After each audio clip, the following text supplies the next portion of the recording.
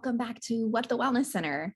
Our question today is, do you have any advice on saying farewell to a practitioner at our clinic in an email that supports them, but our clients here at the clinic as well? Yes, I do. And I love to talk through this as well as the steps to take when a provider resigns to make sure clients still have a great experience and that your provider leaves on a positive note. Before we get started today, I want to thank Jane, our sponsor for today's episode. Jane is a complete practice management software that can help you navigate your practices day to day with ease and flexibility. Every feature is carefully created with you in mind, which means simple scheduling, streamlined billing, and faster charting. Learn how Jane can support your practice by visiting jane.app. Okay, so this is a really great question, and it's an important system to have in place at your practice.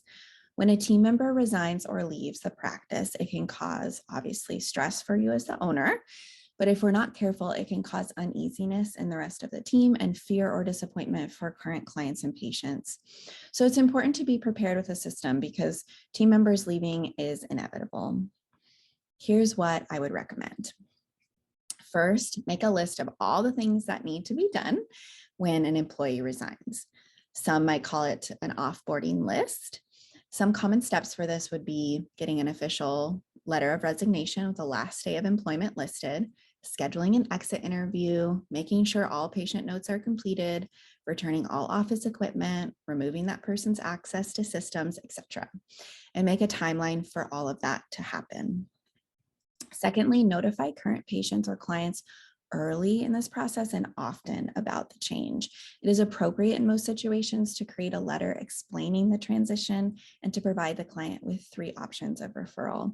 For example, they could transition to another provider on your team, stay with their current provider as they move to another location if this is applicable in the situation, or receive a referral out into the community. Make sure to include all necessary contact information and the timeline that this change is happening. Lastly, once all current patients are aware and the provider or team member's last day is approaching, an email newsletter and social media posts are a nice touch to share a public thank you to that provider and wish them well. It then gives your community an opportunity to share their appreciation as well. And most importantly, if at all possible, end on a positive note with the employee who is leaving. It's incredibly difficult at times to stay positive when we've invested in someone to join our team. They leave unexpectedly, causes financial and energetic burden to our business. Even so, as the owner and the leader, we have to step back, try to look at all the sides, have the best transition possible, and wish that person well.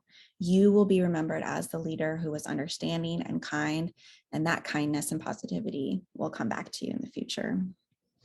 I guide coaching clients through sticky staff situations every day. So if you need some additional support, email me at kendall@vancouverwellnessstudio.com. Have a great day.